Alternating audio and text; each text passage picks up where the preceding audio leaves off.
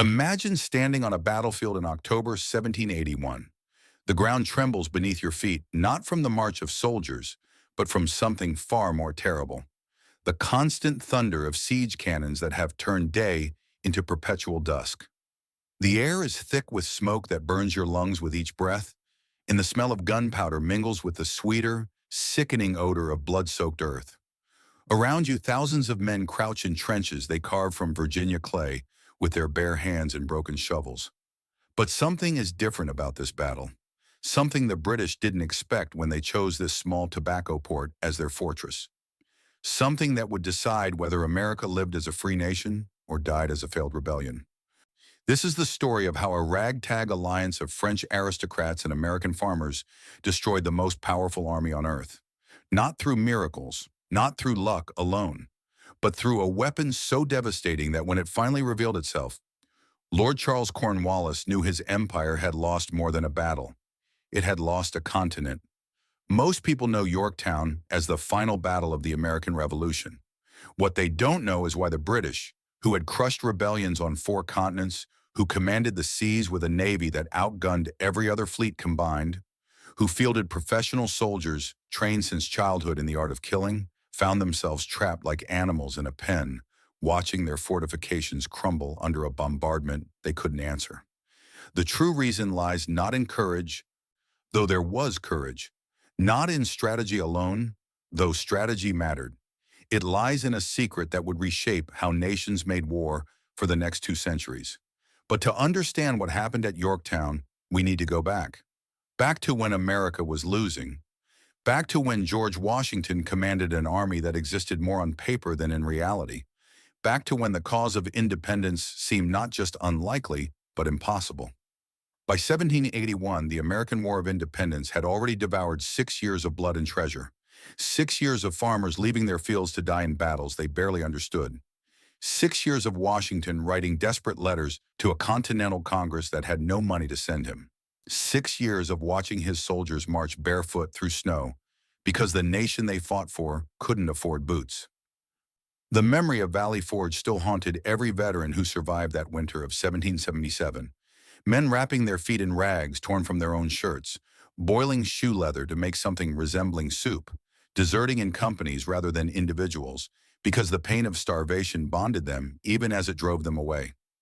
Washington himself had written to Congress that winter, "We have not more than 3 days' supply of food, and after that I cannot predict what will become of this army." The letter went unanswered. Congress had no food to send, no money to buy it, no credit to borrow it. The continental dollar had become a joke, worth less than the paper it was printed on. When Washington tried to pay his men in currency, they laughed. When he tried to requisition supplies from local farmers, they demanded British pounds or nothing at all. The British, by contrast, seemed invincible, not because they were supermen, but because they had built a system that turned ordinary men into a machine of conquest. A British infantryman began his training at age 12 and continued for a decade before he ever saw a real battlefield. He could load and fire his Brown Bess musket 4 times per minute in perfect formation while men died beside him. That musket, was 75 caliber, fired a ball heavy enough to punch through a man's chest and kill the soldier standing behind him. British officers attended military academies where they studied Caesar and Napoleon, where they learned to read terrain like a scholar reads books, where failure meant disgrace but success meant an empire handed down through generations of aristocratic privilege. The Americans? Most had never held a weapon before they joined Washington's army. They came from farms and workshops, bringing their own hunting rifles because Congress couldn't supply muskets. Some regiments drilled with wooden sticks, carved to look like guns because that was all they had.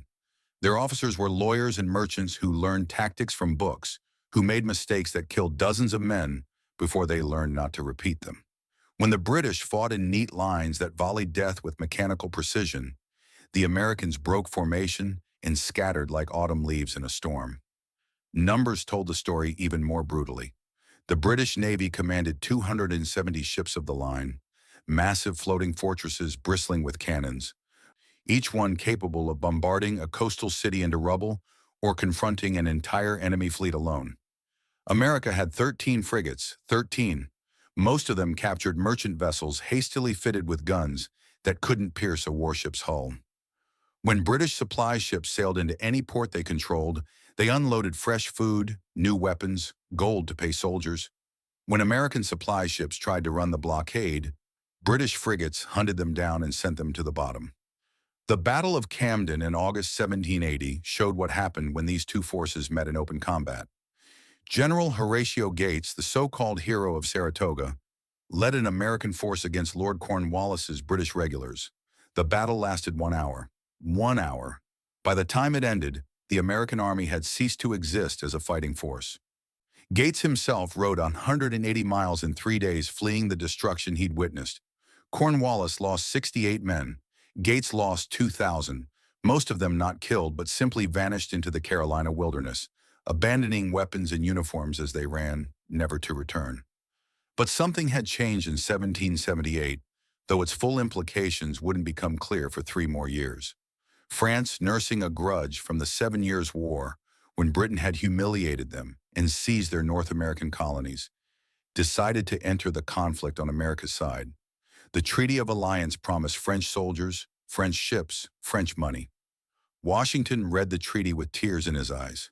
Finally, a real army to fight beside his ragtag militia. Finally, a navy to challenge British control of the seas. Finally, hope. What arrived disappointed him at first. The Comte de Rochambeau landed in Newport, Rhode Island in July 1780 with 5,500 troops, then proceeded to sit there for a year doing nothing. The French soldiers, professional and disciplined, looked at their American allies with barely concealed contempt. The Americans, proud and stubborn, resented these perfumed aristocrats who drank wine with dinner, while continental soldiers chewed hardtack that broke their teeth. Rochambeau wouldn't move without orders from Paris. Washington couldn't attack without Rochambeau. The alliance that was supposed to save America seemed destined to waste away in mutual suspicion and inaction. Washington spent that year obsessed with one objective: retaking New York City. The British had held it since 1776, turning America's largest port into a fortress that mocked Washington every time he looked south from his encampment. He drew up plan after plan, calculating how many men he would need, how many cannons, how much powder. Every calculation came up short. He had 5,000 Continentals. Rochambeau had 5,500 French. Together they faced 14,000 British regulars dug into fortifications that made New York impregnable to anything less than an army twice their size with siege weapons they didn't possess. Then in spring 1781, a letter arrived that would change everything, though Washington didn't know it yet. Admiral François-Joseph Paul de Grasse, commanding the French fleet in the Caribbean, sent word that he would bring his ships north that summer. Not just a few ships, his entire fleet, 28 ships of the line, the largest and most powerful warships afloat, each carrying enough cannons to level a town, plus 3,000 additional troops from the French garrison at Saint-Domingue. It was the kind of force that could challenge British naval supremacy in American waters, that could blockade any port, that could tilt the balance of power toward France and America. But the letter contained a condition that made Washington's heart sink. De Grasse would sail to the Chesapeake Bay, not to New York. He had his reasons. The Chesapeake offered deeper anchorage, better protection from Atlantic storms, a strategic position to interdict British supply routes to the south. But Washington wanted New York. He had wanted New York for 5 years. Every instinct screamed at him to write back and insist De Grasse change course. Rochambeau, visiting Washington's headquarters when the letter arrived, studied the map in silence. His finger traced the Virginia coast, paused at a small peninsula where the York River met the Chesapeake. "If Cornwallis remains in Virginia," he said, his English careful and precise, "and if De Grasse controls the bay." He left the sentence unfinished, but Washington understood. If they could trap Cornwallis between an Allied army and a French fleet, if they could prevent British ships from evacuating or resupplying him, if they could bring overwhelming force against an isolated British army.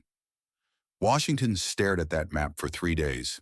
He walked the grounds of his headquarters, hands clasped behind his back, saying nothing to his aides. He barely ate. At night, he sat alone in his tent with a single candle, studying every report from Virginia, calculating distances and march times and the thousand things that could go wrong. His instincts still screamed New York. His reason whispered something else. On the third day, he wrote to DeGrasse, "We march south." But he told no one else where they were really going. The deception Washington orchestrated over the next 2 months ranks among the most audacious in military history. He needed to move 12,000 men, his Continentals plus Rochambeau's French, from New York to Virginia, a distance of over 400 miles, without the British discovering his destination until too late. If British General Henry Clinton in New York realized Washington was leaving, he could attack the Allied column during its march or reinforce Cornwallis before the siege began. If Cornwallis suspected what was coming, he could evacuate Yorktown by sea before the trap closed. So Washington built bread ovens, dozens of them, within sight of British sentries north of New York City. Large permanent ovens that took weeks to construct, the kind an army builds when preparing for a long siege. British spies reported the construction to Clinton, who nodded with satisfaction. Washington was preparing to attack New York after all. The rebel general was finally making his long-expected move. Washington conducted obvious reconnaissance of British defenses around the city, sending officers in uniform to sketch fortifications and measure distances. The officers made no effort to hide. In fact, they wanted to be seen. British marksmen occasionally took shots at them, and the officers retreated just slowly enough to make it look real. Back in headquarters, they spread maps of New York across tables and tents, positioned where captured British spies could glimpse them before being discovered, and sent back to their lines with carefully constructed stories of American plans. Meanwhile, Washington moved his real army. On August 19, 1781, American and French troops broke camp and began marching south. But for the first 2 days, they marched toward New York, maintaining the illusion that the bread ovens and reconnaissance had been preparation for. British scouts counted regiments, noted artillery, sent reports. Enemy approaching New York in force. On August 21st, the column suddenly turned south, not toward New York, toward Philadelphia, toward Virginia. British scouts scrambled to revise their reports, but by then the Allied army had vanished into the New Jersey countryside, breaking into multiple columns that took different routes to confuse observers. Some used main roads. Others cut through forests on paths known only to locals. Supply wagons rolled down roads while infantry marched parallel through fields. To anyone watching a single point, it looked like a small force moving with no obvious destination. But the columns would converge at predetermined points, bridges, ferries, towns, where French engineers had already arranged for supplies and passage. Moving 12,000 men across 400 miles sounds simple on a map. In reality, it was a nightmare of logistics that tested every officer's skill and patience. Men needed food 3 times a day. Each soldier consumed a pound of bread, a pound of meat, and a quart of water daily at minimum. For 12,000 men, that meant 12,000 pounds of bread, 12,000 pounds of meat, 3,000 gallons of water, every single day, and they marched for nearly 3 weeks. The artillery train posed an even greater challenge. French siege cannons, the heavy 24-pounders that would prove decisive at Yorktown, weighed 5,000 pounds each without their carriages. Carriages added another 2,500 pounds. Moving a single cannon required 20 men, 8 horses, and an engineer to calculate how to get it across rivers and through mud. Washington had 40 such cannons. Do the math. 800 men and 320 horses dedicated solely to moving artillery, plus engineers, plus wagons carrying cannonballs and powder, plus spare carriages and wheels for when the originals broke, because they always broke. By the end of August, as the Allied column crossed into Pennsylvania, men collapsed from heat exhaustion. August in the mid-Atlantic meant temperatures above 90 degrees with humidity that turned uniforms into sodden rags. Soldiers marched 15 miles per day in wool coats because that was what the uniform required, and officers hadn't yet realized that appearance mattered less than keeping men conscious. Some regiments lost a quarter of their strength to heat stroke before officers finally allowed men to strip to shirt sleeves and march in whatever kept them functional. Water became critical. French quartermasters, experienced in European campaigns, had arranged for wells and streams along the route. But American militia, less experienced, sometimes missed the designated water stops and had to keep marching on empty canteens. By the time they reached the next source, men were drinking from mud puddles. Dysentery followed, as it always did. Men who could barely walk had to march or be left behind. Officers made hard choices about who could continue and who would slow the column too much to justify the delay. On August 28th, Washington rode apart from his staff and found a quiet spot beneath an oak tree. He dismantled there, sat with his back against the trunk, and pulled out paper and pen. The letter he wrote to Lafayette, already in Virginia watching Cornwallis, revealed a vulnerability Washington showed no one else. I am embarking on a plan that risks everything. If we fail, if Cornwallis escapes or Clinton reinforces him, we will have exhausted our army and our credibility. Congress will make peace on British terms. The revolution will end not with a bang, but with a whisper of surrender. And it will be my fault. His hands shook as he wrote those words. Not from fear of death. Washington had faced death too many times to fear it anymore, but from fear of failure. Fear that he would be remembered as the general who had one chance to end the war and threw it away on a gamble that depended on perfect timing, perfect coordination, and perfect luck. He never sent the letter. He folded it, placed it in his coat pocket, and rode back to join his army. Meanwhile, 800 miles to the south, Admiral de Grasse was sailing into the Chesapeake Bay with a fleet that would decide the fate of North America. François-Joseph Paul de Grasse, 58 years old, commanded from the deck of the Ville de Paris, a 104-gun behemoth that dwarfed every other warship afloat. He had spent 40 years in the French Navy, fought in a dozen battles, lost his brother to a British broadside at the Battle of Quiberon Bay in 1759. For him, this wasn't just strategy, it was personal. De Grasse had gambled everything on this mission. He had left the Caribbean in late summer, hurricane season, when any admiral with sense stayed in port. He had commandeered ships from the merchant fleet to transport additional troops, promising reimbursement that might never come. He had sailed north against orders from Versailles that told him to remain in the Caribbean, protecting French sugar islands. But de Grasse knew what bureaucrats in Paris did not: lose America, and Britain would spend the next century strangling French ambitions. Win America, and France would have an ally that stretched from the Atlantic to the Mississippi, a counterweight to British power that could reshape the world. On August 30th, his fleet entered the Chesapeake Bay. 28 ships of the line, each a floating fortress carrying between 64 and 110 cannons. The smaller 64 gunships measured 170 feet long and displaced 1,500 tons. The Ville de Paris measured 210 feet and displaced 2,500 tons. Together they mounted over 2,000 cannons, more firepower than most nations possessed on land and sea combined. De Grasse positioned his fleet in a crescent formation that blocked the bay's entrance. Any British ship attempting to enter would face crossfire from vessels on both flanks. Any ship trying to exit would have to run a gauntlet of broadsides that would reduce it to splinters before it reached open ocean. The blockade was absolute. In Yorktown, Lord Charles Cornwallis watched those sails appear on the horizon with growing unease. He stood on the ramparts of his fortifications, telescope pressed to his eye, counting mass. 28. 28 ships of the line. His aide asked what orders to give. Cornwallis lowered the telescope slowly, his face pale. We wait for our Navy. Cornwallis was 42 years old, an experienced commander who had fought in Europe and America with distinction. He was not a cruel man or an incompetent one. History would remember him for Yorktown, but before that day he had won battles that other generals would envy. He had defeated American forces at Camden, at Guilford Courthouse, had chased Washington's army across New Jersey and nearly caught it. His soldiers respected him. His officers trusted him. But he made one fatal miscalculation.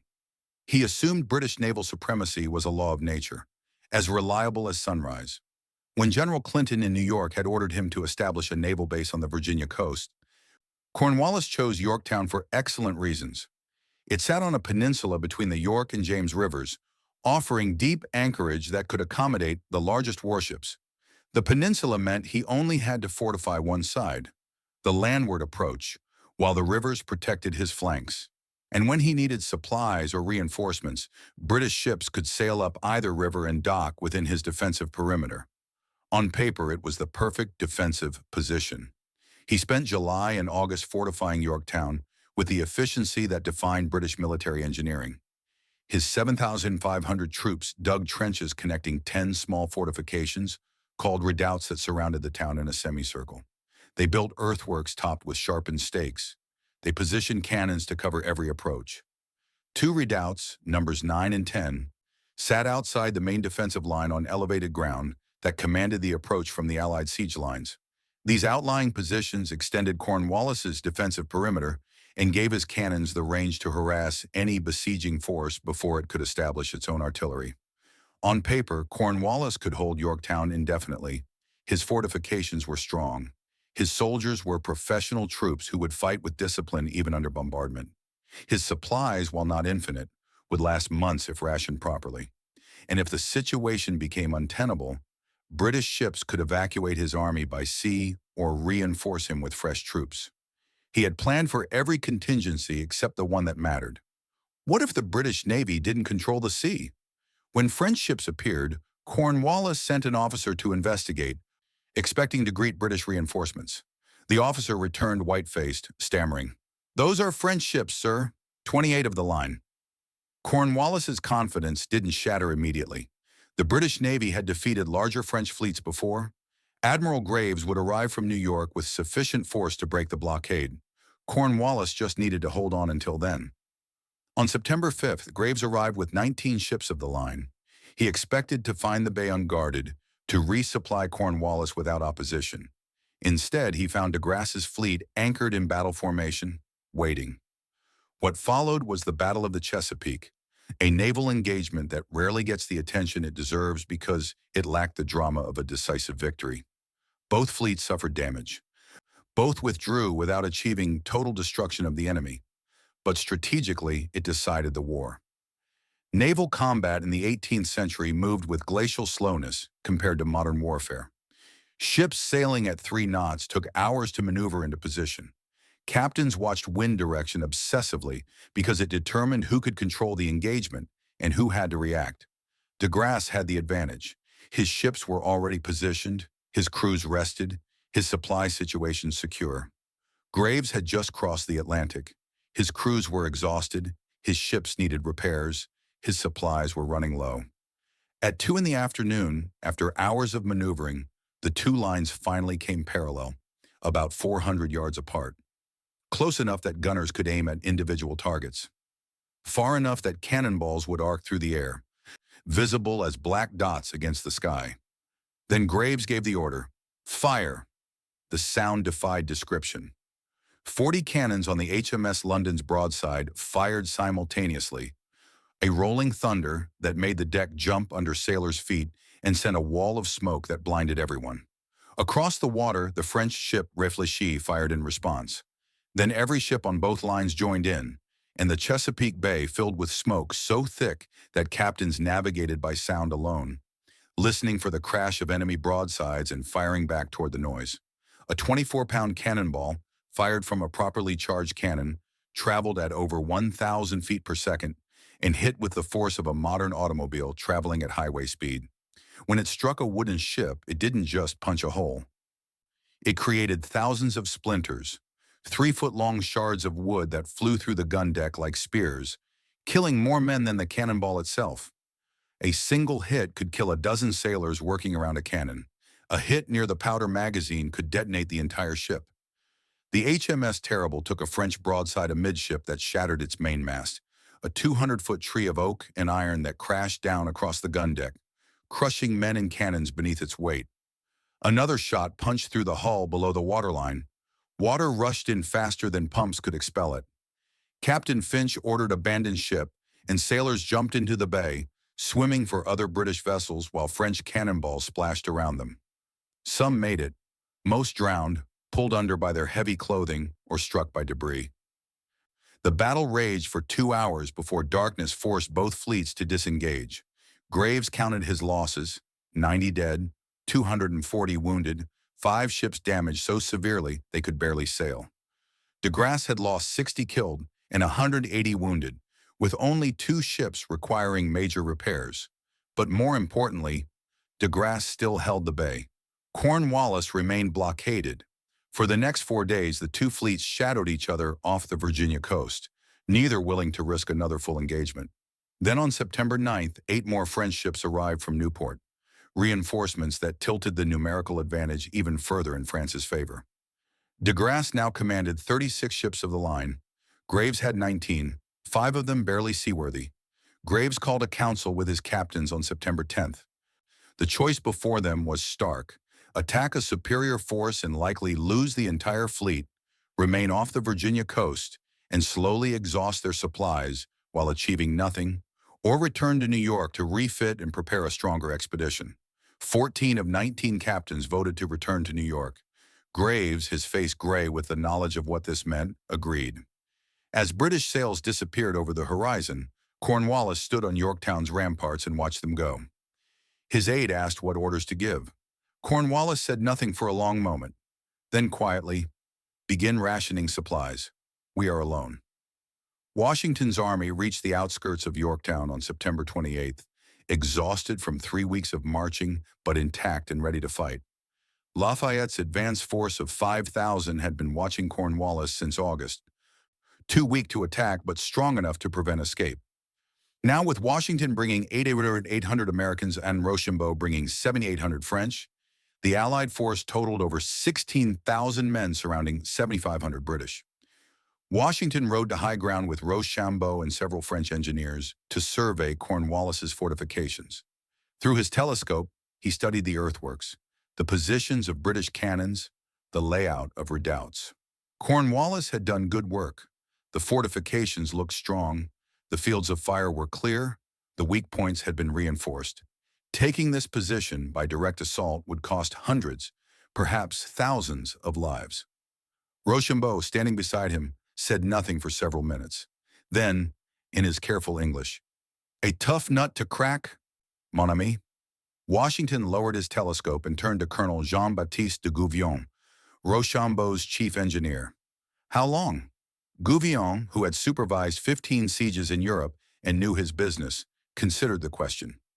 2 weeks to build the first parallel and bring up artillery, 1 week of bombardment, another week to build the second parallel and take the outlying redoubts. Then, he shrugged in that particularly French way that conveyed both certainty and resignation. "Then we bombard from close range until they surrender or die. 3 weeks total, perhaps 4. Washington did the math in his head.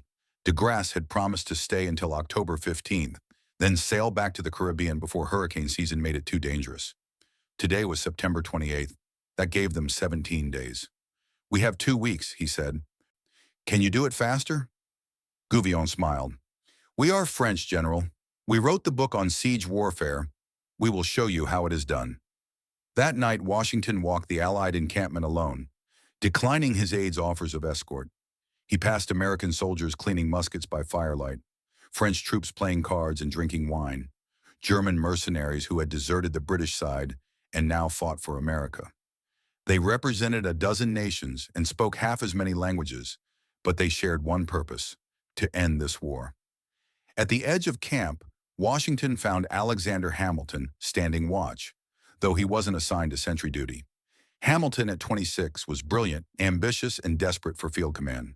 He had served as Washington's aide for 4 years, writing letters and planning strategy, while other men earned glory in battle. Washington had kept him in that role because Hamilton was too valuable to risk losing, but Hamilton didn't see it that way. He saw it as punishment, as Washington not trusting him with real responsibility. "You should be sleeping, Colonel." Hamilton turned, snapped to attention. "Sir, I was thinking about tomorrow." "As am I." They stood in silence, watching Yorktown's lights in the distance. Finally, Hamilton spoke, his voice tight. "When you need men for the assault on those redoubts, I volunteer." Washington didn't answer immediately. He had promised Hamilton a field command a dozen times and found reasons to delay each time. But looking at Yorktown, knowing what was coming, he made a decision. "When the time comes, the assault on Redoubt 10 is yours. Don't waste the opportunity." Hamilton's face transformed. "Sir, I won't. I swear to you. I know you won't. That's why I'm giving it to you. Now get some sleep. We have work to do." As Washington walked back toward his headquarters tent, he heard the first sounds of digging. French engineers had begun work on the first parallel, the long trench that would be the starting point for the siege. The sound of shovels biting into Virginia clay would continue for 3 weeks without pause, punctuated by the thunder of cannons that would reduce Cornwallis's fortifications to rubble. The secret weapon was about to reveal itself, not all at once, but piece by piece, like a puzzle assembling itself in ways the British had never imagined and couldn't counter. And when it was complete, when French naval power and French artillery and French engineering expertise combined with American determination, the world would turn upside down. The first shovel bit into Virginia earth at precisely midnight on October 6th, driven by hands that belonged to Private Joseph Plum Martin of Connecticut, age 20, who had never dug anything more ambitious than a garden plot before joining Washington's army. Around him in the darkness, 2,000 men crouched with shovels and pickaxes, waiting for the signal that would begin the most ambitious engineering project of the war. They had orders to dig 3,000 yards of trench before sunrise, 6 hours to move enough earth to fill 100 wagons, all while staying silent enough that British sentries 600 yards away wouldn't hear and start shooting. Colonel Gouvion moved among them like a ghost, whispering instructions in French-accented English. The trench would run parallel to British fortifications, hence the name First Parallel, but it would zigzag every 50 yards to prevent British cannons from firing down its length. 6 feet deep, 8 feet wide at the top, narrowing to 3 feet at the bottom. All spoil the excavated dirt piled on the side facing the enemy to form a parapet that would stop musket balls and deflect cannonballs. Simple in theory, brutal in execution. Martin drove his shovel down, felt it hit clay 6 inches below the sandy topsoil. Clay meant harder digging, but better stability. The trench walls wouldn't collapse as easily. He lifted the first shovelful and tossed it toward what would become the parapet. Then another. Then another. Within minutes, his hands cramped. Within an hour, blisters formed and burst, leaving raw flesh that bled onto the shovel handle. By the second hour, his hands had gone numb, which was a mercy he hadn't expected. Around him, other men worked in the same mechanical rhythm. Stab the shovel down, lift, toss, repeat. No talking, no lights. Just the whisper of steel on dirt and the occasional grunt when someone hit a rock that needed to be pried out with pickaxes. Every 10 minutes, French engineers checked the depth with measuring rods and redirected the diggers if they strayed from the planned line. The engineers carried hooded lanterns that showed only a sliver of light, enough to read measurements but not enough to give away their position to British observers. At 2 in the morning, a British cannon fired from Yorktown. The ball screamed overhead and impacted 30 yards behind the digging party, throwing up a fountain of dirt that rained down on Martin's back. He froze, waiting for more fire. But the British were shooting blind, hoping to hit something in the darkness. They had heard noise but couldn't pinpoint its source. After 5 minutes of silence, Gouvion whispered the order to continue, and shovels bit earth again. By 3 o'clock, they had completed 1,500 yards, halfway to their goal but running out of time. Dawn came early in October, and every man knew that being caught in an incomplete trench when the sun rose meant death.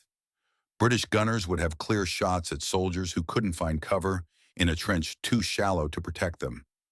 Gouvion walked the length of the excavation, calculating remaining work against remaining darkness. Then he made a decision that showed why French engineering expertise mattered more than raw courage. He ordered gabions brought forward. These were wicker baskets, 3 feet tall and 2 feet wide, pre-woven by French soldiers over the past week. Empty, a man could carry one in each hand.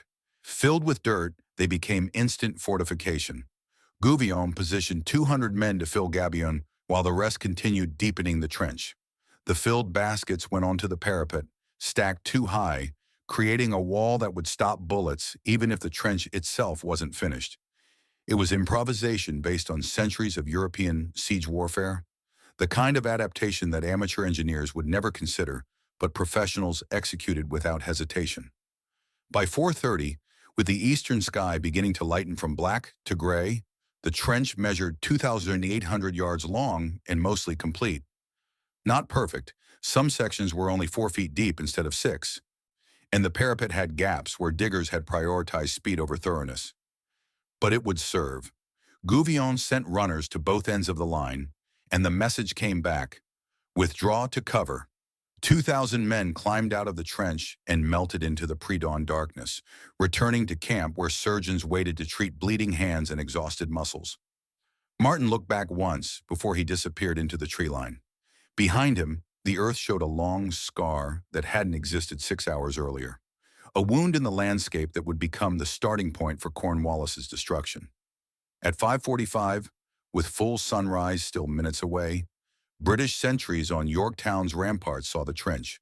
One raised an alarm, another fired his musket at shadows that had already vanished. A British officer climbed to the highest point in the fortifications with a telescope, studied the newly dug line, and felt his stomach drop. An earthwork that size dug in a single night meant the attackers had professional engineers who knew what they were doing. It meant this wouldn't be an amateur siege that could be held off indefinitely. It meant time was running out. Cornwallis himself came to the ramparts at dawn, telescope pressed to his eye, counting the length of the Allied trench. Over half a mile. In one night. His aide waited for orders. Cornwallis lowered the telescope with a face that revealed nothing and a mind that calculated rapidly. Commence bombardment. Target that trench. I want it obliterated before they bring up their cannons. 20 British guns opened fire at ranges that made accuracy difficult but not impossible. Solid shot, iron cannonballs weighing 12 to 24 pounds, arced across 600 yards and slammed into the newly built parapet. Some hits collapsed sections of the wall. Others overshot and plowed harmless furrows in the ground beyond. But the trench held because Gouvion had built it correctly, with proper angles and sufficient depth. By mid-morning, after 4 hours of British fire, Allied casualties numbered 7 dead and 23 wounded. Tragic for those men, but strategically insignificant. The real work began on October 7th when American and French artillery crews started moving their siege guns into position. A 24-pounder cannon with its carriage weighed 7,500 pounds and required 20 men plus 8 horses to drag it from the rear supply depot to the trench. The journey of 600 yards took 3 hours because the cannon kept sinking into soft ground, requiring soldiers to lay fascines, bundles of sticks bound together, to create a roadbed that could support the weight. When the cannon finally reached its designated position in the trench, gunners had to position it with precision that bordered on obsession. Henry Knox, Washington's artillery commander, supervised the emplacement with attention to detail that came from being self-taught. Knox was 31 years old, weighed over 300 pounds, and had learned everything he knew about artillery from books he'd read in his Boston bookshop before the war. In 1775, he had personally hauled 60 tons of captured British cannons 300 miles through winter snow to deliver them to Washington at Boston.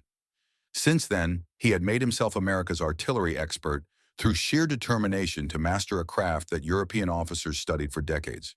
He worked alongside French gunners who had trained at specialized schools, watching their techniques and asking questions through interpreters. The French calculated firing angles using trigonometry and logarithm tables. They measured distances with surveying equipment accurate to within a foot. They positioned cannons at precise elevations, using wooden wedges, called quoins, to adjust the barrel's angle by fractions of a degree. Knox absorbed everything, scribbling notes in a journal he kept in his coat pocket, translating European science into American practice. By October 9th, after 2 days of backbreaking labor, 52 cannons and mortars stood ready in the first parallel.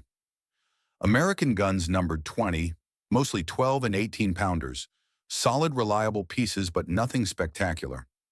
French guns numbered 32 and included heavier pieces, 24-pounders that could smash through fortress walls, heavy mortars that fired explosive shells in high arcs, and howitzers that combined characteristics of both cannons and mortars. The difference in quality was obvious. French cannon barrels showed smooth, even casting with no flaws that could cause bursting. American pieces, many cast in colonial foundries with inferior techniques, had rough surfaces and occasional cracks that gunners filled with clay and hoped wouldn't fail under stress.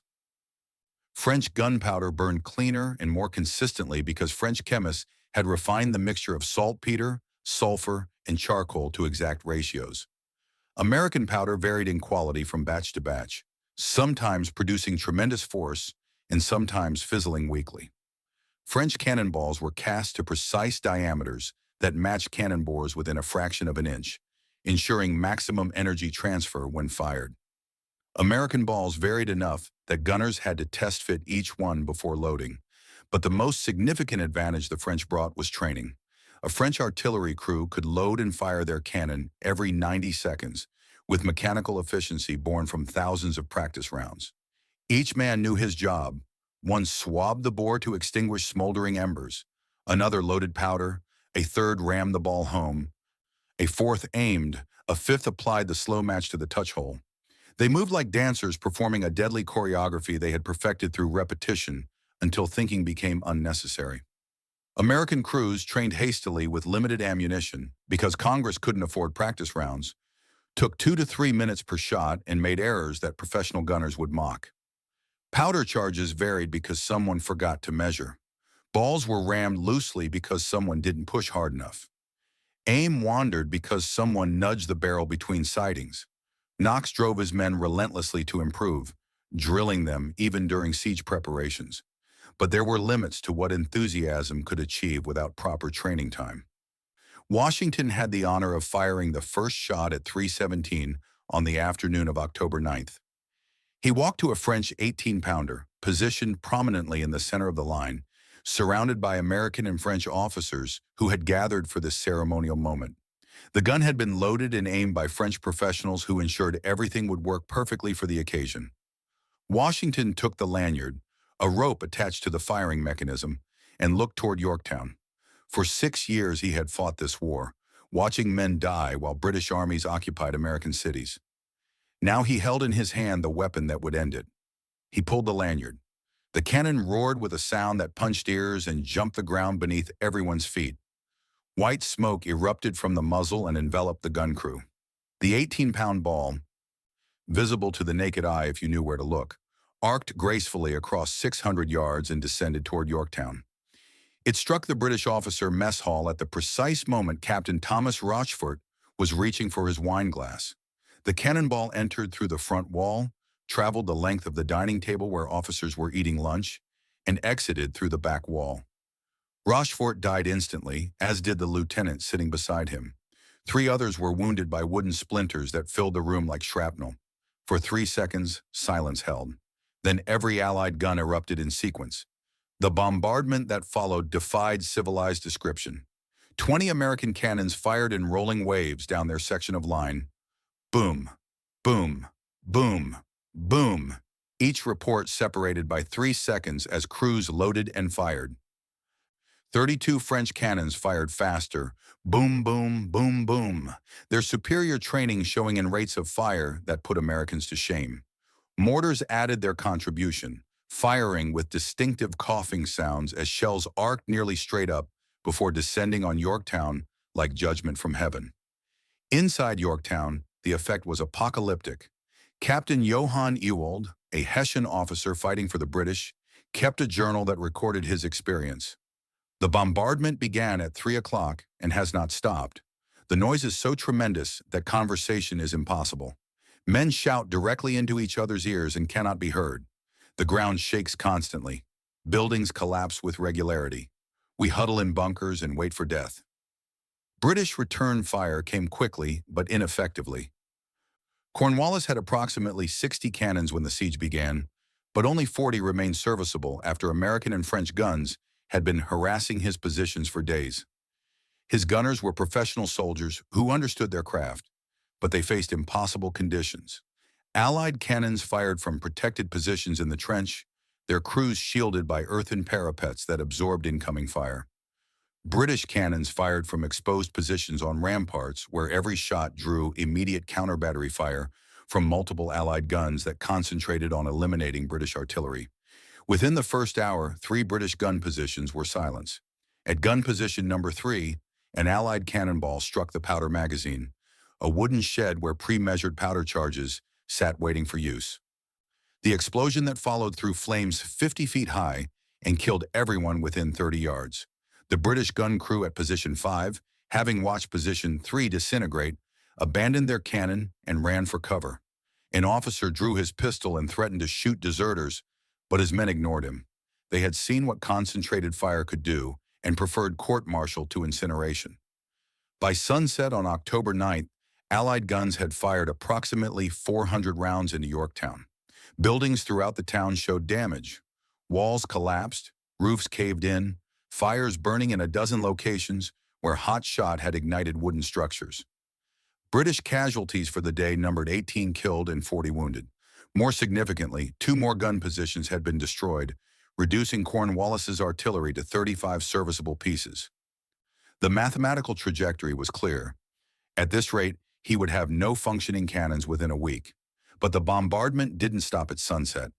Mortars, firing in high arcs, worked even better in darkness because their shells, lit fuses, looked like falling stars that gave defenders a few seconds to scatter before impact.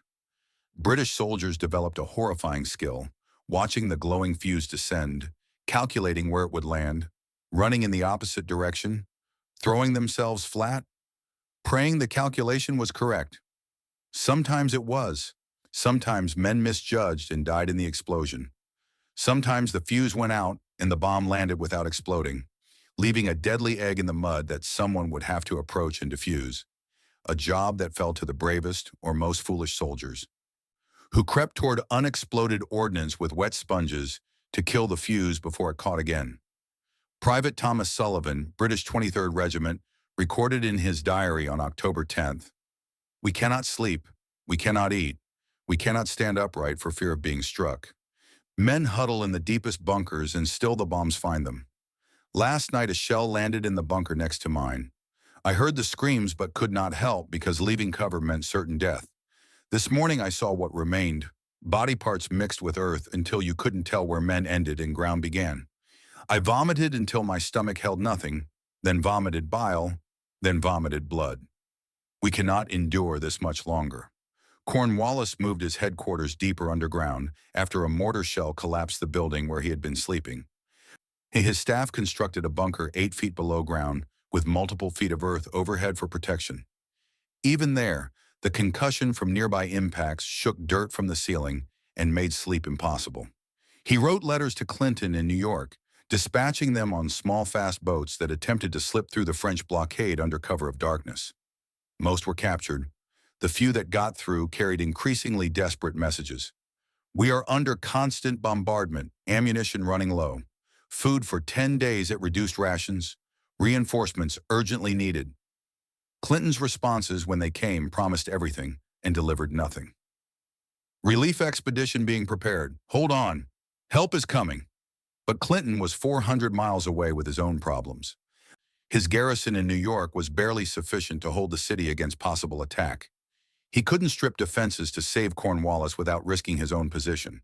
And even if he gathered sufficient troops, moving them to Virginia by sea meant confronting de Grasse's fleet, a battle the British Navy had already lost once.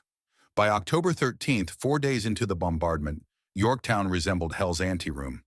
16 British cannons remained operational. Buildings throughout the town were either destroyed or damaged beyond use. Fires burned continuously because crews couldn't reach them to fight the flames. The town's only hospital had been hit 3 times, killing wounded men in their beds and forcing surgeons to work in cellars by candlelight, performing amputations while mortar shells exploded overhead. Fresh water became scarce after shells damaged the town's wells. Soldiers drank from puddles and contracted dysentery that added to the misery. Disease killed more men than bombardment during those days. Smallpox swept through the British garrison, exploiting crowded conditions and weakened immune systems. Cornwallis had tried to quarantine infected soldiers, but in a town under siege with limited shelter, quarantine was impossible. Sick men lay beside healthy ones in bunkers, coughing and spreading infection. By October 13th, over 300 men were too sick to fight, and 80 had died from disease alone, more than had been killed by Allied fire. Food supplies dwindled faster than expected because soldiers under stress consumed more calories and because Cornwallis had planned for naval resupply that never came. He ordered rations reduced to half portions, then quarter portions. Men who had eaten 3 meals daily now received 1 meal of hardtack and salt pork that barely kept them conscious. Horses, essential for pulling artillery and wagons, were slaughtered and eaten when fodder ran out. The smell of rotting horse meat added to the town's miasma of smoke, blood, and human waste from overflowing latrines. On the morning of October 14th, Washington called his senior officers to a war council. Present were Rochambeau, Lafayette, Knox, Hamilton, and the French engineer Gouvion. They stood around a map table in Washington's headquarters tent, while artillery thunder provided background music. Washington traced the British defensive perimeter with one finger, stopping at 2 points that everyone had been watching, redoubts 9 and 10. These fortifications sat outside Cornwallis's main defensive line, positioned on elevated ground 200 yards forward of the town's earthworks. Each redoubt was a small fortress in its own right. Earthen walls 8 feet high, surrounded by a bodice of sharpened stakes, garrisoned by 120 men with cannons covering the approaches. They had been positioned there deliberately to extend British artillery range and provide advance warning of any assault. But their isolation, originally a strength, had become a liability now that Allied forces completely surrounded Yorktown. Gouvion explained the strategic situation in his precise engineer's terminology. "Gentlemen, these redoubts prevent us from building the second parallel. We need to position our cannons at 200 yards range to guarantee destruction of British fortifications. But as long as these positions remain in enemy hands, our diggers will be exposed to enfilade fire from multiple angles. We must take them." Hamilton spoke before anyone else could. "When?" Washington met his eyes and saw the hunger there. 4 years of staff work, 4 years of watching other men earn glory, 4 years of waiting for this moment. "Tonight, Redoubt 10 is yours. 400 men, light infantry. No muskets, bayonets only. You will assault at 8 o'clock. Hamilton's face transformed with an emotion that mixed joy and terror in equal measure. He snapped a salute that was too sharp, too formal, revealing how much this meant. Washington continued, turning to Rochambeau. "Redoubt 9? Baron von Zweibrücken commands 400 of my grenadiers. They will assault simultaneously." Rochambeau's voice carried absolute confidence in his professional soldiers who had trained for this kind of operation their entire careers. Washington nodded. "Speed is essential. The British must not have time to concentrate their fire. Hit both redoubts at once. Overwhelm the defenders before they can organize resistance. I want those positions taken in 10 minutes. Hamilton departed immediately to brief his men. He chose light infantry companies from multiple regiments, fast-moving troops who carried minimal equipment and specialized in rapid assaults. At 7 o'clock, he assembled them in a clearing behind the Allied lines and climbed onto a barrel so everyone could see him. 400 faces looked up, most of them young, all of them aware that attacking a fortified position meant some would not survive the night. His voice carried across the assembly. "Gentlemen, in 1 hour we attack that redoubt. Some of us will not see tomorrow's sunrise, but those who fall will fall as free men, fighting for a nation that values courage above birth. Stay together, move fast, show no mercy to those who resist, but quarter to those who surrender. For liberty." The men cheered, though quietly. British sentries were close enough to hear a loud noise. Hamilton walked among them afterward, checking equipment, offering words of encouragement, seeing in their faces the same mixture of fear and determination he felt in his own chest. He had trained for this moment without knowing exactly what form it would take. Now that it had arrived, he discovered that anticipation was worse than action. Waiting to fight was harder than fighting. At 7:30, the assault force moved into position 100 yards from Redoubt 10. They crawled the last 50 yards on hands and knees, spreading out in a line that would hit the fortification from multiple angles simultaneously. Hamilton positioned himself at the center of the line, sword drawn, watching the British sentries silhouetted against cooking fires behind the redoubt. The sentries paced back and forth, rifles on shoulders, unaware that 400 men lay in darkness 50 yards away. 8 o'clock arrived with 6 cannon shots fired in rapid succession, the prearranged signal. Hamilton jumped to his feet and sprinted toward the redoubt, not looking back to see if his men followed, because looking back showed doubt, and doubt was contagious. Behind him came the thunder of 400 men running, boots pounding earth, breath coming in gasps, no shouting because Surprise lasted only as long as silence held. British sentries reacted within seconds. One fired his musket, a crack of sound and a flash of muzzle fire that revealed his position. Others shouted alarms. From the ramparts, muskets began firing into the darkness toward the sound of running feet. Lead balls whipped past Hamilton's head with sounds like angry hornets. He kept running because stopping meant dying, and dying meant failure. The abatis appeared suddenly, a nightmare barrier of logs sharpened to points and interlaced to form an impenetrable hedge. Hamilton hit it at full speed and grabbed a log with his free hand, trying to climb over while his feet sought purchase on lower branches. Someone beside him screamed as a sharpened point pierced his abdomen. Another man tried to chop through the barrier with an axe, but British fire from the ramparts cut him down. Hamilton found himself climbing a structure made partly of wood and partly of dead men, soldiers who had tried to force their way through and become impaled. He stepped on a shoulder, grabbed an upper branch, pulled himself over the worst of the barrier. A British grenade exploded 5 feet to his left, throwing dirt and metal fragments that stung his face. His ears rang, but he kept moving because stopping was death. The fortification wall rose 8 feet ahead, earth packed solid and topped with more logs. Americans who had made it through the abatis were already forming human pyramids. One man braced against the wall, another climbing on his shoulders, a third climbing over both to reach the top. Hamilton joined the nearest pyramid, planting his boot on someone's cupped hands and launching himself upward. Hands grabbed his coat and pulled. He scrabbled at earth, found the top of the wall, hauled himself onto the rampart. A British sergeant waited there with fixed bayonet. The sergeant thrust at Hamilton's chest with professional speed. Hamilton twisted left and felt the blade tear his coat but miss flesh. He brought his sword up in a rising cut that caught the sergeant's forearm and opened it to the bone. The sergeant dropped his musket with a scream. Hamilton kicked him off the rampart and jumped down into the redoubt's interior. Chaos filled the enclosed space. Americans pouring over the walls from multiple points clashed with British defenders, who fought with the desperation of men who knew surrender meant imprisonment. Bayonets flashed in moonlight. Men grappled hand to hand, too close for muskets, using knives and fists and teeth. Hamilton saw an American soldier bite a British defender's ear off and spit it aside before stabbing the man in the chest. He saw a British officer fire his pistol point blank into an American's face, then die when 3 bayonets found him simultaneously. The fighting lasted exactly 9 minutes from the signal to the moment when Major Campbell, commanding Redoubt 10, realized his position was hopeless and shouted for his men to surrender. British soldiers threw down their weapons. Americans, bloodlust fading as quickly as it had risen, ceased attacking and began separating dead from wounded.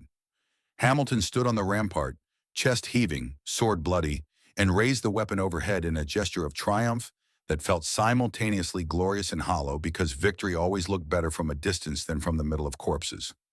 American casualties for Redoubt 10, 9 killed, 31 wounded. British casualties, 8 killed, 17 wounded, 45 captured. The fortification that had taken weeks to build had fallen in minutes because speed and surprise overcome preparation when executed correctly. Simultaneously, 300 yards to the left, French grenadiers under Baron von Zweibrücken assaulted Redoubt 9 with Teutonic precision that reflected their professional training. They advanced in formation, using sappers with axes to clear the abatis methodically, while grenadiers provided covering fire. British defenders fought harder at Redoubt 9, perhaps because they saw the methodical approach and thought they could repel it. They were wrong. French casualties, 15 killed, 77 wounded. British casualties, 18 killed, 50 captured. Time from signal to surrender, 15 minutes. By 10 o'clock, both redoubts flew American and French flags. Washington arrived on horseback to inspect the captured positions. He found Hamilton standing amid the wreckage, coat torn, face blackened by powder smoke, wearing an expression of exhausted satisfaction. Their eyes met and Washington offered something rare, a smile that held genuine warmth. "Well done, Colonel." Hamilton's voice came out hoarse. "Sir, I believe we have him now." Washington dismounted and walked to the edge of Redoubt 10, looking toward Yorktown 400 yards away. British sentries watched from their ramparts, aware that losing these positions meant the end was accelerating. He turned to Gouvion, who had arrived with measuring equipment. How long to complete the second parallel? 2 days if we work around the clock. Then we bring the cannons forward and the French engineer made a gesture that encompassed inevitability and professional satisfaction in equal measure. 2 days. At 200 yards range, Allied cannons could demolish Cornwallis's fortifications with precision that made defense impossible. Every shot would find its target. Every impact would kill or maim or destroy. There would be no place to hide, no way to repair damage, no hope of survival. Cornwallis watched from Yorktown as enemy flags rose over positions he had thought secure. His aide waited for orders that didn't come immediately because Cornwallis was calculating options, and finding every equation produced the same answer. Finally, quietly, prepare boats for evacuation across the York River. We attempt an escape tonight. The plan was insane, but no more insane than waiting to be bombarded into submission. Cornwallis would ferry his army across the York River to Gloucester Point on the northern shore, where only a small French force maintained the siege line. His men would break through there, march north toward Maryland or Pennsylvania, perhaps link up with Clinton's forces or at least escape captivity. It required abandoning all heavy equipment, required boats that barely existed in sufficient numbers, required perfect weather and luck and divine intervention. But it was the last option remaining except surrender. At 10 o'clock on October 16th, British soldiers began boarding small boats at Yorktown's docks. The operation proceeded with whispered orders and muffled oars. The first wave, 480 men, crossed successfully and landed at Gloucester Point without detection. The second wave, 800 men, embarked and began rowing across water that remained calm under a sky that showed no hint of the storm building on the horizon. Halfway across, wind hit the boats with force that capsized too immediately. Men wearing heavy equipment and unable to swim disappeared under dark water. The remaining boats struggled against waves that rose from 2 feet to 6 feet in minutes. Rain came next, horizontal sheets that made seeing impossible and rowing pointless. Several boats were blown downstream, away from their landing point. Others turned back toward Yorktown, crews exhausted and terrified. The storm raged for 3 hours with the fury that October squalls bring to Virginia's coast. When it finally passed at 2 in the morning, Cornwallis stood on Yorktown's waterfront counting his losses. 32 men drowned, 43 more missing. The 480 men who had successfully crossed to Gloucester Point were now isolated on the wrong side of the river with no way to receive orders or return. And dawn was coming, which meant Allied artillery would see the boats and understand what had been attempted. At 6 in the morning on October 17th, Allied gunners spotted British boats ferrying the stranded first wave back to Yorktown. Cannons opened fire immediately, sending plumes of water skyward as cannonballs splashed around the desperate evacuation. Several boats were hit. Men jumped into the river and tried to swim. Some made it. Most drowned or were struck by follow-up shots. By 8 o'clock, all surviving soldiers had returned to Yorktown. Cornwallis's last gambit had failed with casualties that accomplished nothing except hastening the end. His staff officers gathered in the underground bunker where he had retreated after watching the disaster unfold. They looked at him with faces that asked the question no one wanted to voice. Cornwallis met their eyes and saw despair, exhaustion, acceptance. Gentlemen, prepare to negotiate surrender terms. Some wept. Others simply nodded. The decision had been inevitable since de Grasse arrived, since the Battle of the Chesapeake, since Washington completed his march. Everything after that had been delaying the unavoidable. At 9 o'clock, a young British drummer climbed the ramparts of Yorktown's main fortification. He was 16 years old and his hands shook as he lifted the drum into position. Officers had given him one job: beat the parley signal, the rhythm that meant we want to talk. He started drumming, rat-a-tat-tat, rat-a-tat-tat, a sound that was barely audible over the roar of cannons that had been firing since dawn. An American sergeant at the nearest gun position noticed the drummer first. He shouted for ceasefire. The word spread along the Allied line. One by one, cannons fell silent until only the drummer's rhythm could be heard across a battlefield that had known nothing but thunder for 8 days. The drummer continued for 10 seconds more, then stopped and climbed down. A British officer appeared on the same rampart, waving a white flag improvised from a bedsheet. He climbed down from the fortification and walked across no man's land toward Allied lines, every soldier on both sides watching in silence. American sentries blindfolded him as military protocol required and led him to Washington's headquarters tent. The letter he carried was brief. "Sir, I propose a cessation of hostilities for 24 hours, and that 2 officers may be appointed by each side to meet at Mr. Moore's house to settle terms for the surrender of the posts of York and Gloucester. I have the honor to be, sir, your most obedient and humble servant, Cornwallis." Washington read the letter without visible emotion, though inside his chest something loosened that had been tight since 1776. He consulted briefly with Rochambeau, then wrote his reply in handwriting that remained steady despite everything this moment meant. "My lord, I have received your letter. An ardent desire to spare further bloodshed will induce me to listen to such terms as are admissible. I propose that you send your terms in writing. You will have 2 hours. G. Washington." The message was clear. "I'm in control. You get 2 hours, not 24. Send me your surrender terms and I will decide what's acceptable."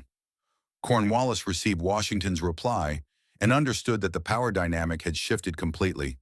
He was no longer negotiating from strength or even from equality. He was begging for mercy while the victor decided how much humiliation to inflict. He wrote his proposed terms knowing they would be rejected or modified, but hoping to salvage something, dignity if nothing else.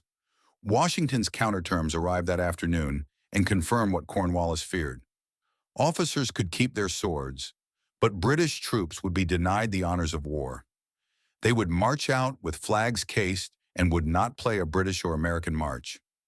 The same humiliation British forces had inflicted on Americans at Charleston the previous year.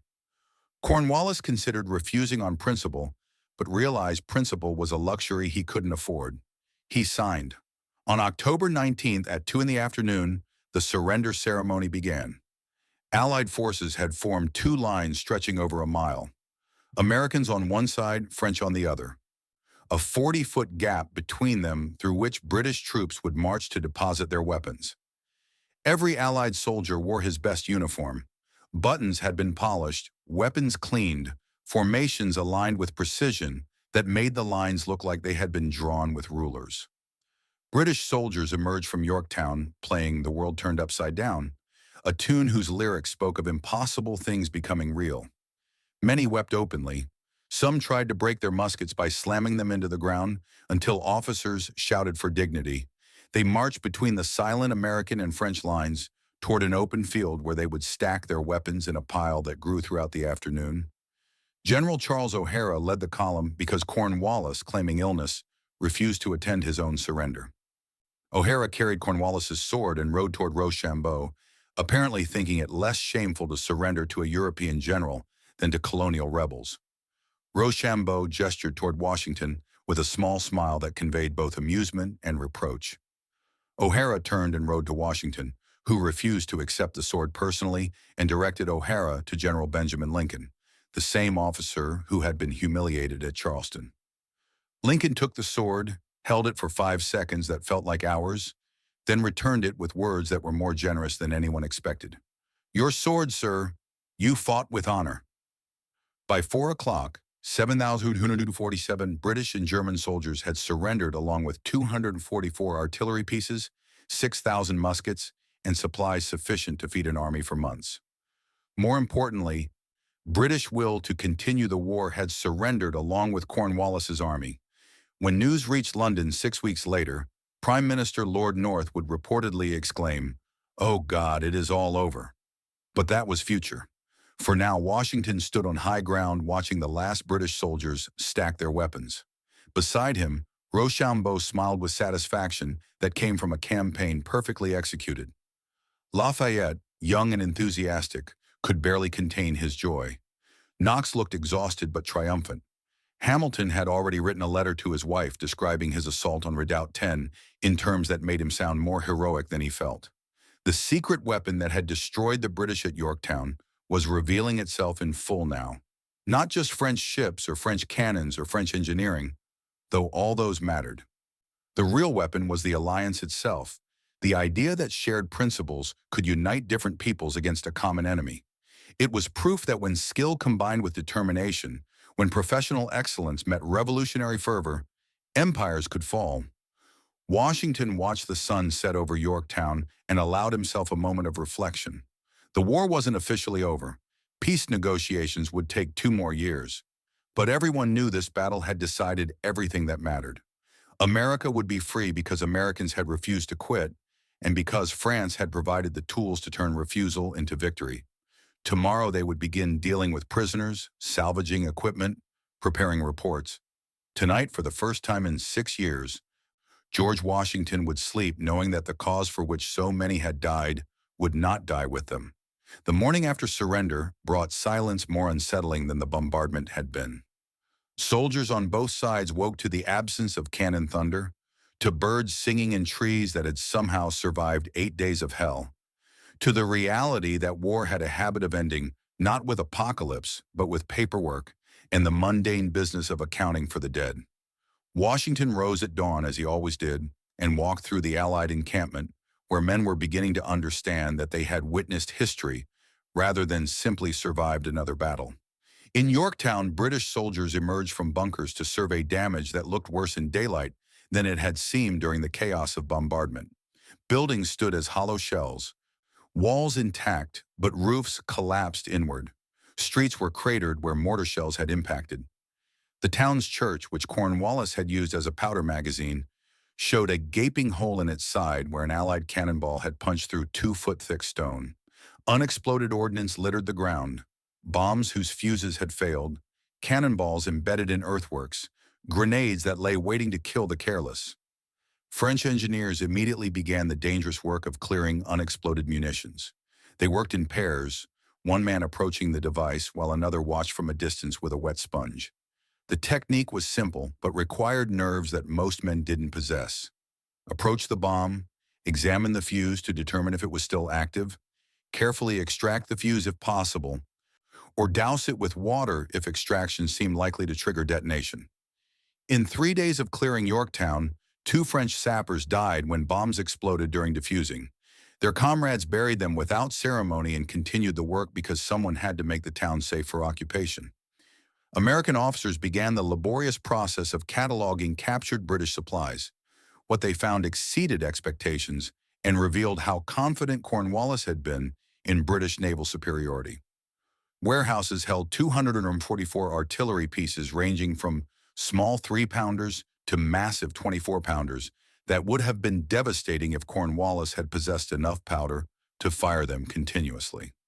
6,000 muskets, most of them superior to American weapons, were stacked in armories.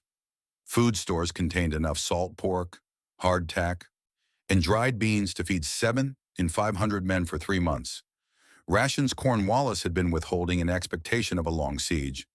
Most valuable were the medical supplies, surgical instruments, bandages, laudanum for pain, quinine for fever.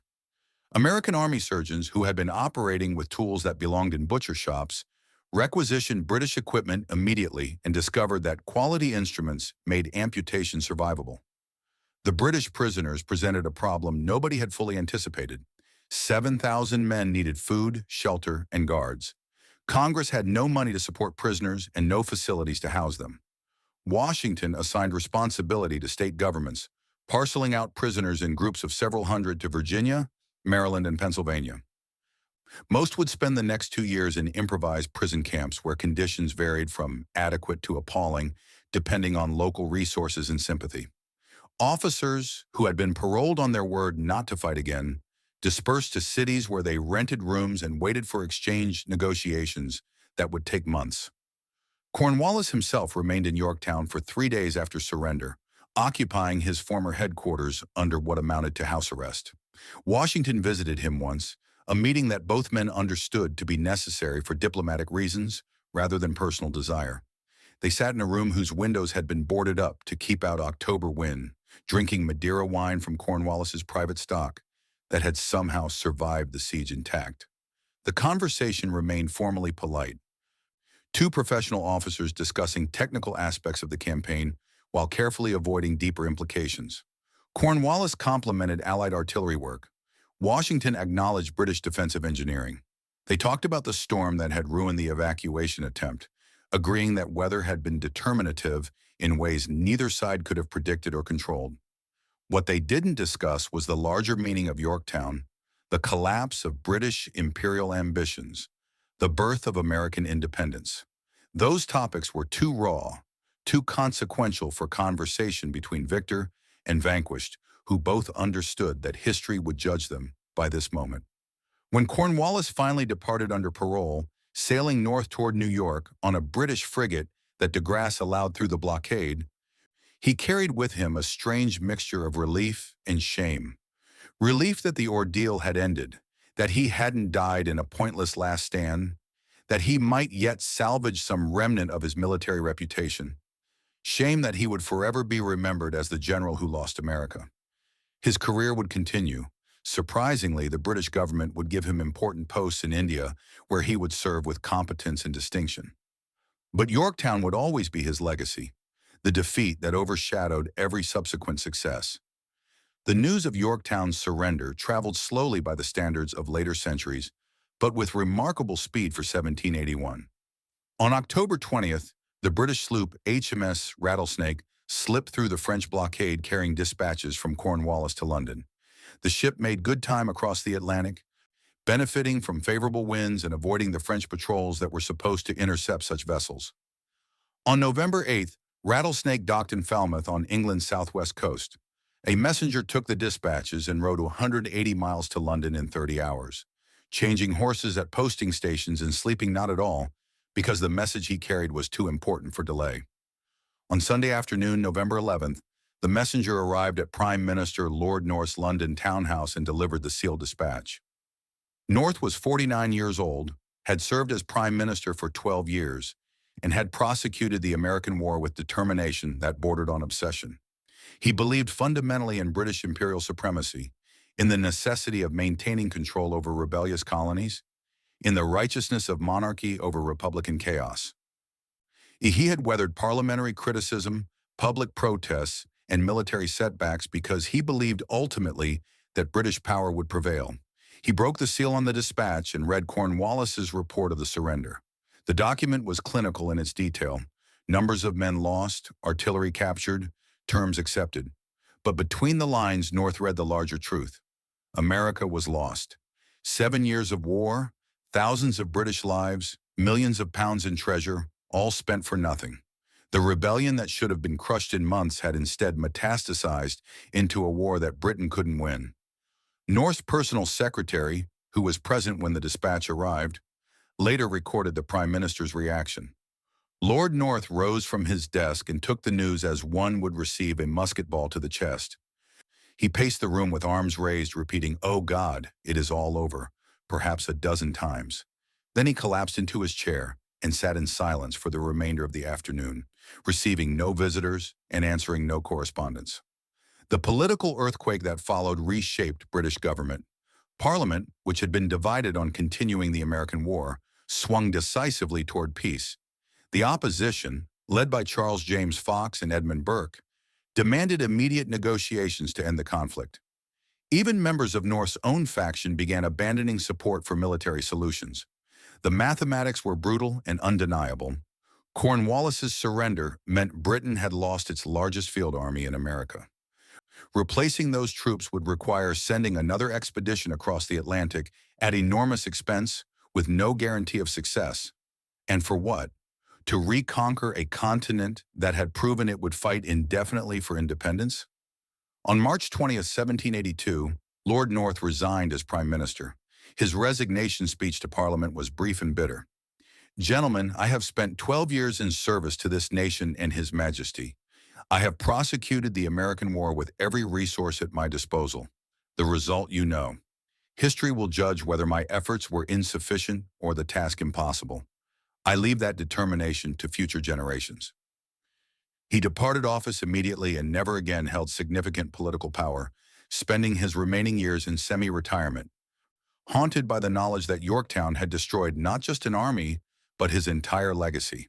King George III, receiving the news of Yorktown, reacted with a fury that terrified his advisors.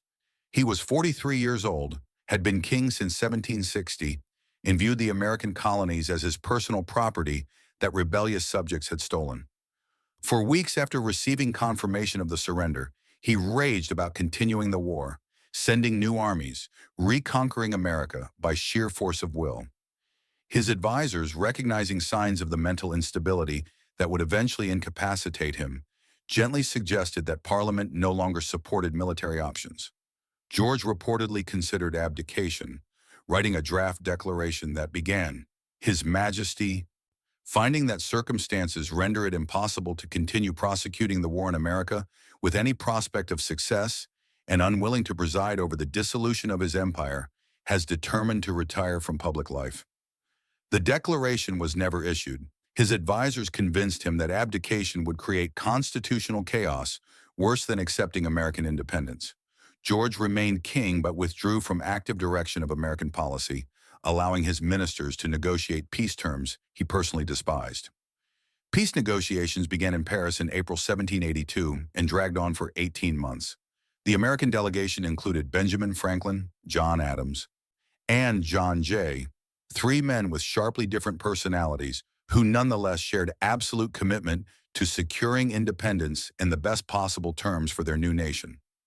The British delegation, led by Richard Oswald, operated under instructions to salvage what could be salvaged from the wreckage of imperial ambitions. The negotiations were complex, involving not just America and Britain, but also France, Spain, and the Netherlands, all of whom had interests to protect or advance. France wanted to weaken Britain permanently. Spain wanted Gibraltar and Florida. The Netherlands wanted trading rights.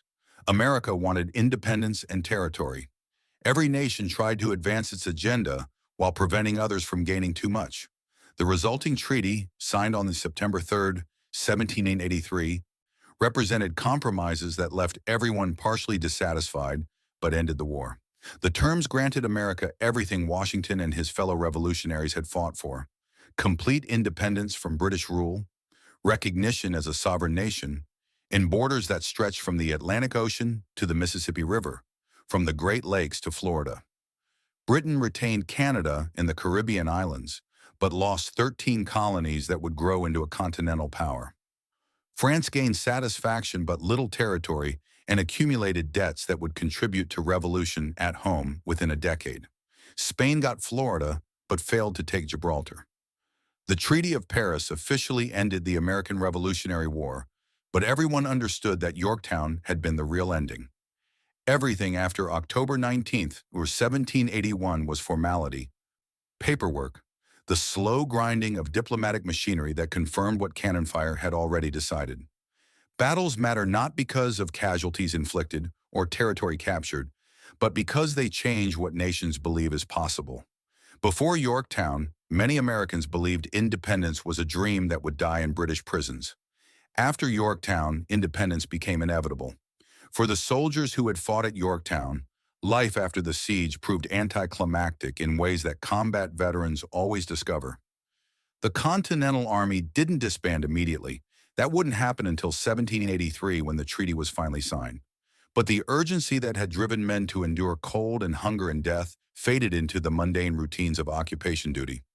Most soldiers returned to farms or workshops, carrying memories they would relate to grandchildren who would struggle to understand what it meant to have fought for freedom before freedom seemed natural. Private Joseph Plum Martin, who had dug the first parallel with bleeding hands, returned to Massachusetts and became a schoolteacher.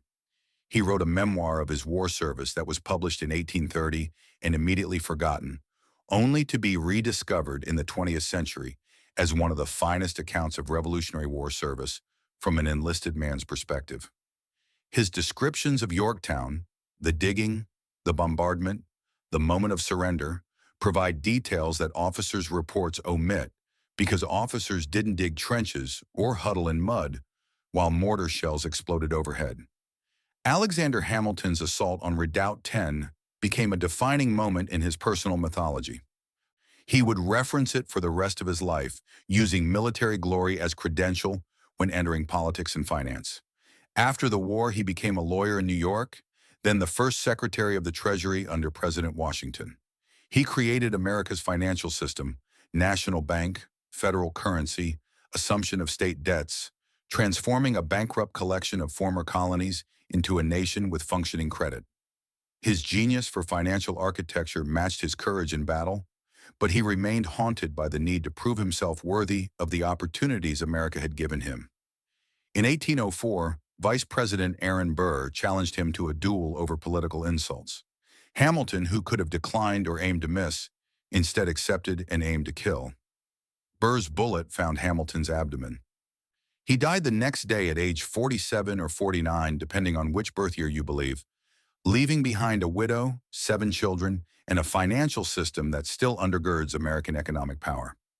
Lafayette returned to France in 1782, celebrated as the hero of two worlds, the young aristocrat who had fought for American liberty and returned home to apply those principles to French society. When the French Revolution erupted in 1789, Lafayette tried to create a constitutional monarchy that balanced royal authority with democratic representation. He commanded the National Guard, attempted to protect the royal family from mob violence, and drafted the Declaration of the Rights of Man that borrowed heavily from American revolutionary principles. But French Revolution proved more radical and more violent than American Revolution. Lafayette's moderation made him enemies on both sides. Revolutionaries thought him too sympathetic to monarchy. Royalists thought him too democratic. He was imprisoned for 5 years during the Terror, surviving only because he was too famous to execute quietly. Released in 1797, he lived another 37 years, dying in 1834 at age 76, the last surviving major general of the American Revolution. Rochambeau returned to France in 1783 and received promotion to Marshal of France, the highest military rank available. He had served his king competently in America, working smoothly with Washington despite cultural and language barriers, providing the professional military expertise that transformed American enthusiasm into effective combat power. When the French Revolution began, Rochambeau initially supported constitutional monarchy, but became suspect as revolution radicalized. He was arrested in 1793 and scheduled for guillotine execution, saved only when Robespierre fell and the Terror ended. He spent his final years in retirement, writing memoirs that emphasized Franco-American cooperation at Yorktown as the model for how allies should work together. He died in 1807 at age 82, widely respected, but overshadowed by Napoleon's more dramatic military achievements. Admiral de Grasse, whose fleet at the Battle of the Chesapeake had made Yorktown possible, saw his career end in humiliation within a year of his American triumph. In April 1782, British Admiral George Rodney caught de Grasse's fleet off the coast of Saint Island in the Caribbean and inflicted a devastating defeat. Rodney captured 6 French ships, including de Grasse's flagship Ville de Paris. De Grasse spent 6 months as a prisoner in London before being released in exchange. He returned to France expecting recognition for his American service, but instead faced court-martial for losing at Saint. The court acquitted him, recognizing that he had been outnumbered and outmaneuvered, but his reputation never recovered.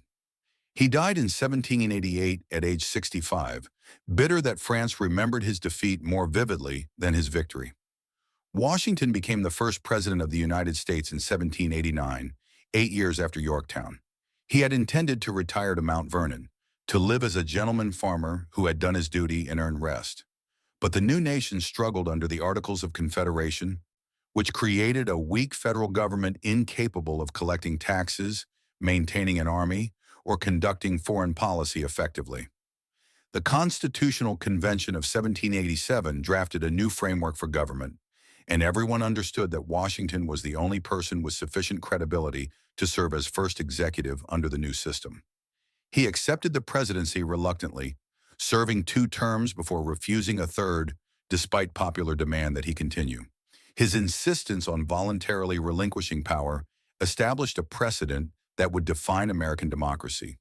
Leaders serve at the pleasure of the people and return to private life when their service ends. Military dictatorships have risen in dozens of nations that won independence through revolution.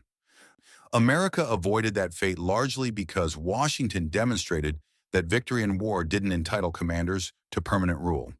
He died in 1799 at age 67, and the nation he had guided from rebellion to republic mourned him with genuine grief rather than the forced displays that accompanied the deaths of tyrants. The secret weapon that destroyed British power at Yorktown was ultimately a combination of elements that together created overwhelming advantage. French naval superiority that blockaded Cornwallis and prevented reinforcement or escape, French artillery that provided technical excellence, American forces lacked, French engineering that brought European siege warfare techniques to American battlefields, and the Franco-American alliance itself, which proved that shared principles could unite different peoples against a common enemy. But beneath these tangible factors lay something deeper and more consequential: the power of an idea. The men who fought at Yorktown weren't just fighting for territory or trade rights or tax policy. They were fighting for the principle that governments derive their legitimate authority from the consent of the governed, that all men are created equal in their basic rights, that liberty is worth defending at the cost of lives and fortunes. These ideas, articulated in the Declaration of Independence and refined through 7 years of war, proved more powerful than British military might because ideas can't be defeated with bayonets. Britain could kill American soldiers. It could occupy American cities. It could win battles and hang rebels and burn homes. But it couldn't kill the idea that people have the right to govern themselves. Every defeat Americans suffered, every hardship they endured, every winter they survived in camps that should have broken them, all of this strengthened the idea rather than weakening it. By the time French ships arrived to provide material support, the ideological victory had already been won. Yorktown simply made manifest what American determination had already accomplished in less tangible ways. The military technology demonstrated at Yorktown would influence warfare for generations. Artillery became increasingly central to military strategy as nations realized that well-trained gun crews could destroy fortifications that had been thought impregnable. Siege warfare continued to follow Vauban's principles well into the 19th century, with engineers still digging parallels and building gabions and calculating trajectories using mathematical tables that French artillery schools had perfected. The coordination between land and naval forces that made Yorktown possible became doctrine for every major military power, codified in staff colleges where officers studied Washington and Rochambeau's campaign as a model of joint operations. But Yorktown's larger legacy wasn't military, it was political. The American Revolution inspired Republican movements worldwide. France erupted in revolution 8 years after Yorktown, driven partly by financial crisis, but also by ideas that French soldiers had encountered in America. The Haitian Revolution of 1791, which created the first Black Republic, drew explicitly on American revolutionary principles while extending them further than American founders had been willing to go. Latin American independence movements in the 1810s and 1820s looked to the United States as proof that colonial peoples could defeat European empires and establish viable independent nations. The Declaration of Independence, dismissed by many Europeans in 1776 as naive rhetoric from unsophisticated colonials, became one of history's most influential political documents precisely because Yorktown proved that nations built on revolutionary principles could survive and prosper. When Abraham Lincoln spoke at Gettysburg in 1863 about a nation conceived in liberty and dedicated to the proposition that all men are created equal, he was referencing not just the Declaration, but the entire revolutionary experience that culminated at Yorktown. When Martin Luther King Jr. spoke on the National Mall in 1963 about America's promissory note of equality, he was holding the nation accountable to principles that had been won through blood in the Virginia mud. The transformation of warfare and politics that followed Yorktown emerged from the convergence of French professionalism and American idealism. Neither element alone could have achieved what they accomplished together. French military power without American revolutionary fervor would have been just another chapter in European imperial competition. American idealism without French material support would have remained noble but futile. The alliance worked because both sides brought essential elements. France brought the tools of war, America brought the cause worth fighting for. Understanding Yorktown requires understanding how military campaigns reflect and reshape political possibilities. Cornwallis wasn't defeated by superior tactics or better weapons. He was defeated by fighting a war that his nation no longer believed in against an enemy that refused to quit believing. British soldiers were professionals who fought competently, but they were fighting for empire and duty and pay. American soldiers were amateurs who fought desperately, but they were fighting for homes and freedom and futures. When those two forces collided at Yorktown, the outcome was determined less by battlefield performance than by which side had more reason to endure. French involvement provided the margin of victory, but French support came because American determination had earned it. Nations don't ally with lost causes. France entered the war in 1778 not from altruism, but from calculated judgment that American rebels had demonstrated sufficient resilience to be worth supporting. Every winter, Washington's army survived. Every battle they fought despite being outnumbered and outgunned. Every letter Washington wrote to Congress explaining that his men were starving, but still believed in the cause. All of this convinced French strategists that investing in American independence was sound policy rather than sentimental gesture. The surrender ceremony on October 19, 1781 marked the moment when military reality overtook political denial. British leadership had spent years insisting that the American rebellion would collapse if only sufficient force was applied, that most colonists remained loyal, and only a radical minority supported independence, that European powers would never seriously back American claims to sovereignty. Yorktown demolished all these comfortable fictions. When 7,147 British and German soldiers laid down their weapons under the gaze of 16,000 Allied troops while French warships controlled the bay, the message was undeniable. Britain had lost America, and no amount of denial could change that fact. The American Revolution established that determined peoples could defeat empires, that ideas about liberty and self-governance could motivate ordinary individuals to extraordinary sacrifice, that international alliances based on shared principles could succeed where purely transactional relationships failed. These lessons shape the modern world in ways that are so fundamental they become invisible. Democracy, once a rare and radical form of government, became the standard against which all governments are judged. National self-determination, once dismissed as naive idealism, became an international norm. The American experiment that began with the Declaration of Independence and was secured at Yorktown proved that nations could be built on consent rather than conquest, on principles rather than power. Walking the Yorktown battlefield today, you can still trace the lines where Allied trenches ran, still see the earthworks where British fortifications stood, still feel the presence of men who fought and died for something larger than themselves. The cannons are silent now, mounted as monuments to mark positions they occupied during those days in October 1781. The town has been rebuilt and rebuilt again, with only a few original structures surviving to connect present to past. But the ground itself remembers, where thousands of cannonballs impacted, where trenches scarred the earth, where redoubts rose and fell. This ground absorbed the violence that created American independence. The secret weapon that destroyed the British redcoats at Yorktown wasn't a single innovation or tactic. It was the cumulative effect of French naval power preventing escape or reinforcement, French artillery providing technical excellence that demolished fortifications, French engineering bringing professional siege warfare to American battlefields, and American determination refusing to accept defeat despite overwhelming obstacles. But more fundamentally, it was proof that when peoples fight for their freedom rather than for empire, when they're willing to endure hardships that professional soldiers would consider intolerable, when they refuse to quit no matter how many battles they lose, they become undefeatable by conventional means.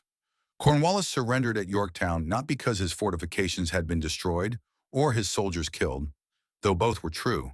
He surrendered because continuing to fight achieved nothing except prolonging suffering for an outcome that had already been decided. The mathematical certainty of Allied victory, more men, more guns, more ammunition, complete naval blockade, meant resistance had become futile. But that mathematical certainty existed only because Americans had fought long enough for France to commit resources, because Washington had held his army together through winters that should have scattered it, because ordinary farmers and merchants had proven willing to die for principles that aristocratic Europeans thought were abstractions. The world turned upside down at Yorktown because impossible things became real. Colonies defeated empire, amateurs matched professionals, ideas overcame military force, and in turning upside down, the world discovered that what seemed impossible was merely difficult, that determination could overcome disadvantage, that freedom was worth any price paid to secure it. Those lessons, bought with blood in Virginia mud, continue to resonate centuries later whenever people face tyranny and choose resistance over submission.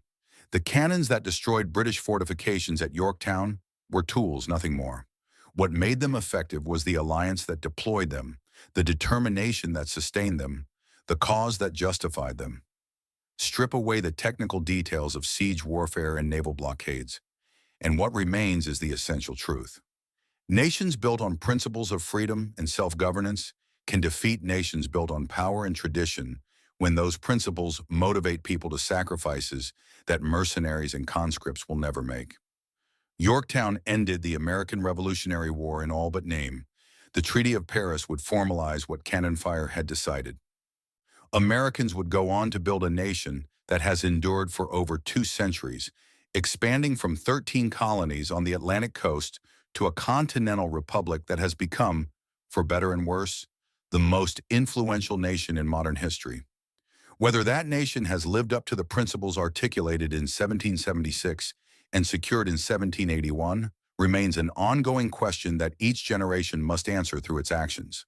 But standing where Washington stood on October 19, 1781, watching British troops surrender, you can feel the weight of that moment when everything changed. The empire that had seemed eternal proved mortal. The rebellion that had seemed doomed proved victorious. The ideas that had seemed naive proved powerful enough to reshape civilization. And the secret weapon that made it all possible was the refusal of ordinary people to accept that freedom was impossible, that independence was unattainable, that the world couldn't be turned upside down by those determined enough to push.